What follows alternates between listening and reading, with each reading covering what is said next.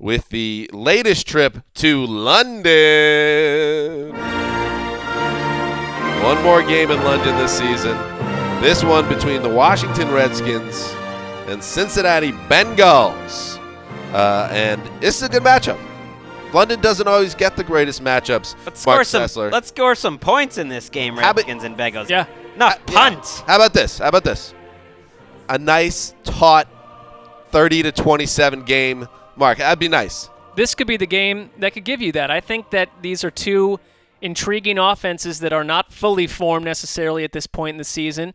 And my question with Cincinnati is I look at what they did last week against Cleveland. You ran for 271 yards against the worst defense in the league, and I don't think anyone in this room is overrating that against the opponent, but you did find your ground game, and it is not an offense for the first week in a while that is essentially centered around A.J. Green and nothing alone, which looked more like 2014 and 2013, this offense for parts of the season. And with the Redskins, they have an ability to score points as well. Their offense, to me, really centers around, if you want to go back 2 weeks ago, the way they played the Eagles. If you can punish with your ground game the way they did against Philadelphia, everything else starts to look better. Kirk Cousins does not make the mistakes. It opens up your passing game. Now, last week they could not run that way, and they turned the ball over on the ground, and then you get into trouble. And so which Redskins team are we going to see? That's the big question for me. I think the Bengals would invite the Redskins to run the ball, and Matt Jones fumbled twice last week and was involved in another botched exchange with Kirk Cousins. He might not play in and this he's banged game up. either. He's banged up, and Rob Kelly, I know he's your Tulane boy, Greg,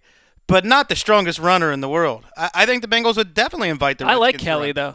This He's a big guy, not going to make you miss or anything. But I agree with you. And Matt Jones being hurt, if he's out, that's going to hurt them significantly. This is how bad the Matt Jones issue is with the ball security, which was an issue last year as well. But he's fumbling once every 33 carries in 2016. The league average is once per 100.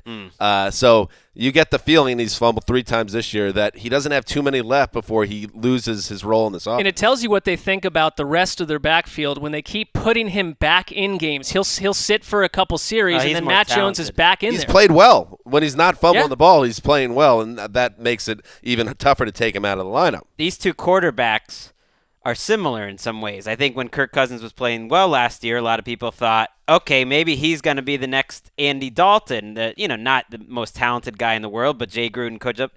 Andy Dalton is a far superior player to Kirk Cousins. Cousins playing a little better the last few weeks, but Dalton has really impressed me. He played fantastic against the Patriots.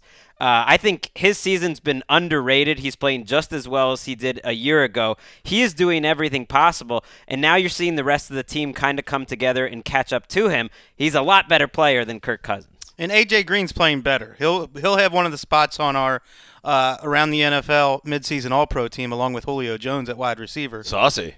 Tyler Eifert's back, and they got their running game back last week. I know it was the Browns. I know the Browns' run defense isn't very good, but they broke out some new formations and blew the Browns off the ball.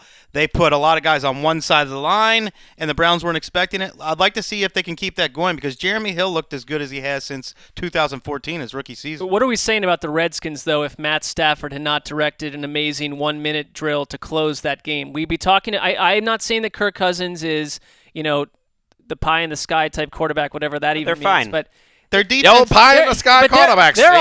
Their offense in some games has imposed their will on defenses. I mean, it's just to me they're a team that you don't know what you're going to get week to week. To me, they're one of those teams. Every single game comes down to the last possession. So they are. To me, that means you're an 8-8 type of team, and they're going to win some of these at the end. They're going to lose some, but overall, that's who they are.